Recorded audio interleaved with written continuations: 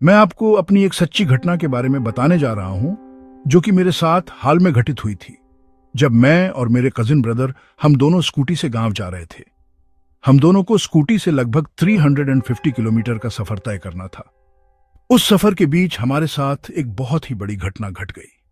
दरअसल जब हम रात के समय स्कूटी से जा रहे थे कि तभी एक दुकान के सामने हमने अपनी स्कूटी रोकी।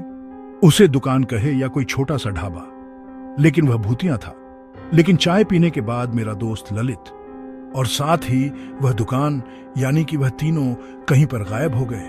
तो दोस्तों, वह तीनों कहां गायब हो गए और क्या हुआ मेरे दोस्त ललित के साथ, यह सब जानकर आप हैरान रह जाओगे। लेकिन तब से हमने रात के वक्त हाईवे पर जाना ही छोड़ दिया। तो चलिए शुरू करते हैं मेरी डर भरी कहानी।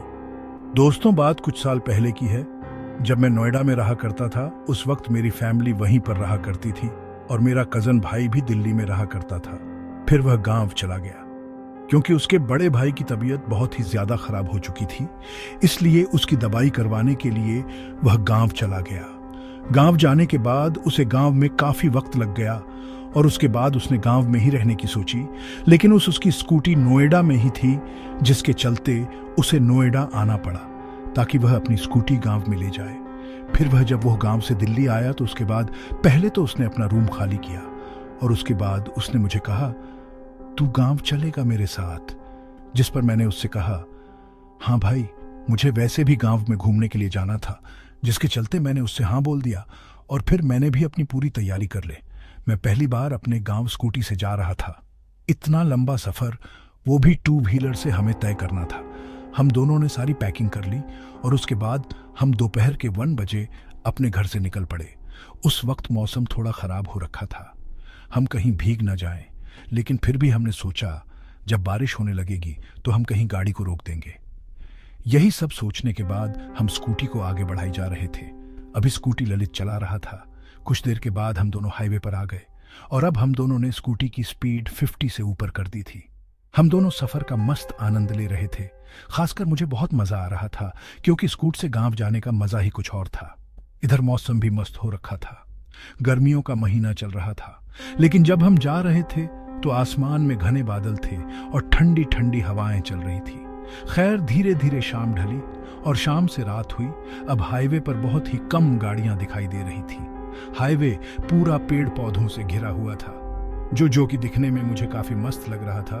खैर, हम आगे बढ़े जा रहे थे कि तभी ललित ने बोला, भाई चल किसी दुकान या ढाबे पर स्कूटी को रोकते हैं और फिर चाय की चुस्की लेते हैं। ललित के ये कहने के बाद मैंने उससे बोला, हाँ भाई, क्यों नहीं, चल कोई दुकान देख और वहीं पर स्कूटी रोक दियो। मेरे यह कहने के बाद ललित और मैं दुकान को खोजने लगे। फिर कुछ देर के बाद हम दोनों को एक दुकान दिखाई दी।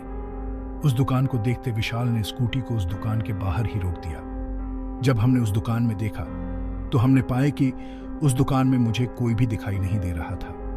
जब हमें उस दुकान में कोई दिखाई नहीं दिया तो उसके बाद जब हम अंदर गए तो हमने देखा कि वहां पर एक लड़का बैठा हुआ था। उस लड़के को देखते ही मैंने बोला, क्यों भाई, दुकान शमशान क्यों बना रखी है? लोग भी दिखाई नहीं दे रहे यहां पर। जिस पर उसने कहा, भाई साहब, रात का वक्त है इसीलिए कोई दिखाई नहीं दे रहा है। तभी मैंने उससे कहा, चाय पीनी है हमें? मेरे यह कहते ही उसने कहा, बस 10 मिनट दो, अभी बना देता हूं। फिर मैंने उसे 2 चाय बनाने को बोल दिया और उसके बाद हम दोनों आराम से वहीं कुर्सी पर जाकर बैठ गए और हम फोन को चलाने लगे। फोन चलाने के कुछ समय बाद ही चाय भी बन गई और फिर मैं चाय ले आया और उसके बाद हमने चाय की चुस्की ली। चाय पीने के बाद हम दोनों वहां से निकलने लगे। जब हम दोनों वहां से निकले तो हम दोनों ने पानी की बोतलें भी ली क्योंकि रास्ते में हमें बहुत ही ज्यादा प्यास लगती थी। पानी की बोतल लेने के बाद मैं स्कूटी को स्टार्ट करके निकल पड़ा। अब उस स्कूटी को मैं चला रहा था क्योंकि ललित बहुत ही ज्यादा थक चुका था। इसलिए अब मैं मजे से स्कूटी को आगे बढ़ा ही जा रहा था कि तभी ललित ने बोला, यार भाई रुक, स्कूटी को रोक, मैं फोन तो वहीं पर ही भूल गया। ललित के बोलते ही मैंने उससे कहा, यार तू पागल वागल है क्या, फोन को कैसे भूल गया तू वहां पर? और उसके बाद वह फोन लेने के लिए चला गया। मैं उसे जाते हुए देख पा रहा था। फिर उसके बाद मेरे फोन की रिंगटोन बजी। फोन की रिंगटोन के बजते मैंने फोन उठाया तो उसके बाद मैंने देखा कि यह फोन मेरे दोस्त रोहित का आ रहा था। रोहित मेरे गांव का लड़का था और वह पूछ रहा था कि कहां तक पहुंचे हो तुम। तभी मैंने उससे कहा कि आधे से ज्यादा दूरी हमने तय कर ली है, भाई जल्दी आ जाएंगे। और इतना कहकर मैंने फोन को कट कर दिया।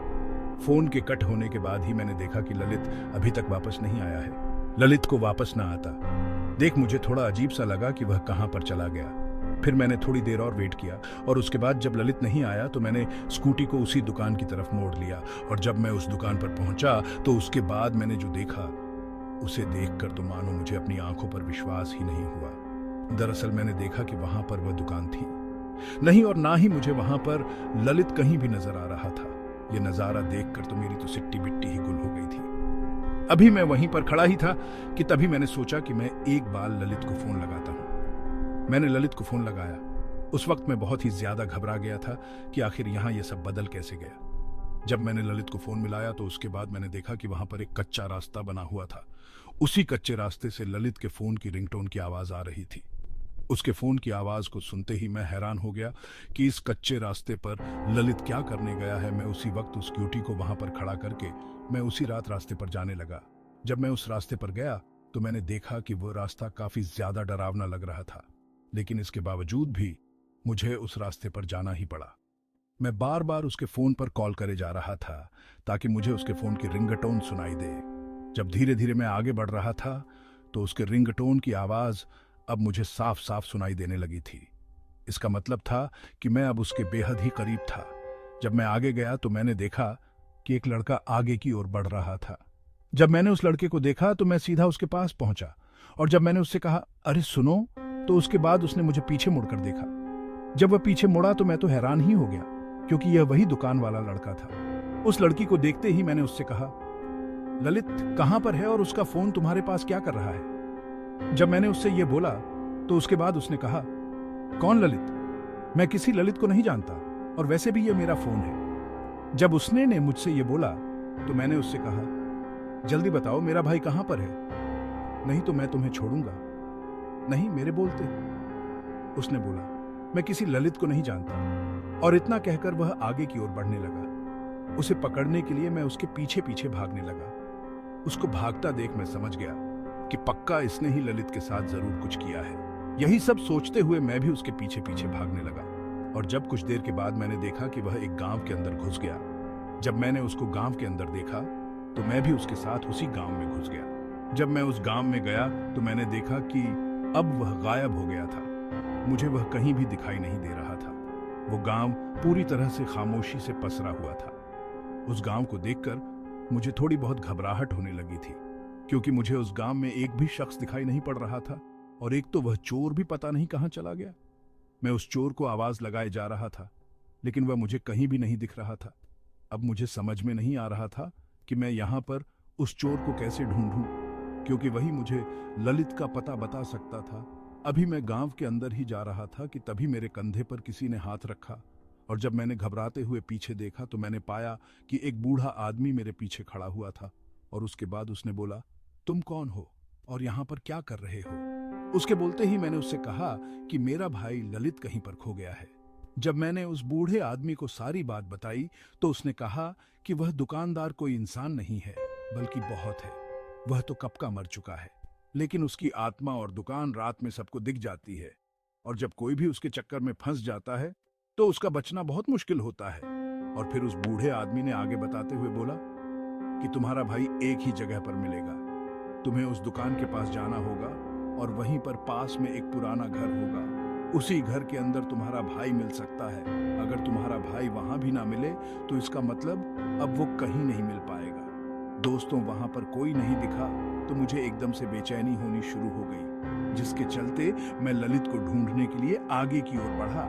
जब मैं आगे की ओर गया तो मैंने देखा कि सामने की ओर मुझे एक मकान और मैं समझ नहीं पाया कि यह सब हुआ क्या है, ये लोग कौन हैं। और मैं उससे बहुत ही ज्यादा डर गया था क्योंकि अब मुझे ललित की चिंता सता रही थी। मैं उस घर में बहुत ही ज्यादा घबरा गया जिसके चलते मैं ललित के पास गया। जब मैं ललित के पास गया तो मैंने उसे उठाया और उसके बाद मैंने कहा चल भाई जल्दी उठ। और उसके बाद मैं ललित को लेकर के उस घर से बाहर आने लगा। ललित की हालत जख्मी थी जिसके चलते मैं उसे आराम से बाहर लेकर आने लगा। अभी मैं उसे बाहर लेकर ही आ रहा था कि तभी मैंने देखा कि जो 2 लाशें वहां पर पड़ी हुई थी अब वह लाशें मुझे कहीं भी नजर नहीं आ रही थी।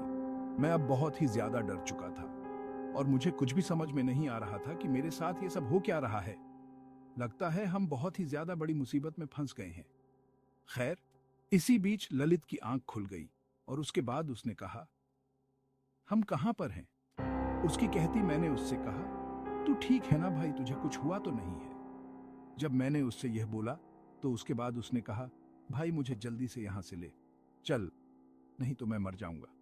वो दुकान वाला मुझे मार देगा। तू जल्दी से मुझे यहां से ले चल, उसकी एक कैद। मैंने उससे कहा, हाँ हम निकल ही रहे हैं, बस तू चिंता मत कर। और ललित के इतना कहने के बाद मैं उस घर से बाहर निकल आया। जब मैं उस घर से निकला तो मैंने देखा कि वहां पर पूरी तरह से खामोशी पसर हुई थी। दूर दूर तक मुझे कोई गाड़ी और इंसान भी दिखाई नहीं दे रहा था, जिसके चलते मैं ललित को लेकर के आगे की ओर बढ़ने लगा। अभी हम आगे ही बढ़े थे कि तभी मैंने देखा कि वो दुकानदार हमारे सामने आ गया और उसके बाद उसने बोला, अब तुम नहीं बचोगे। जैसे उसने यह कहा कि तभी हम दोनों की सांसें एक पल के लिए रुक सके। अपनी मौत सामने दिखाई दे रही थी। हम दोनों डरे से हमें चुपचाप से उस दुकानदार के सामने खड़े ही थे कि तभी वह हमारी तरफ आने लगा। उसको अपनी तरफ आता देख हम दोनों की डर की सीमा और भी बढ़ने लगी। अभी हम दोनों वहीं पर खड़े थे कि तभी सामने से हमें एक रोशनी आती हुई नजर आई। उस रोशनी को देखते ही हम दोनों को थोड़ी राहत मिली। जब वह रोशनी हमारे पास आई तो हमने ने देखा कि वो एक गाड़ी थी। जब वो गाड़ी हमारे पास आकर रुकी तो वो दुकानदार हमारे सामने से गायब हो गया। और उसके बाद हम दोनों सीधा स्कूटी के पास पहुंचे और स्कूटी को लेकर हम सीधे वहां से अपने घर आ गए। और जब हम घर आए तब जाकर हमारी जान में जान आई। दोस्तों, रात हम दोनों आज तक नहीं भूल पाए हैं। तो दोस्तों, इस कहानी में बस इतना ही।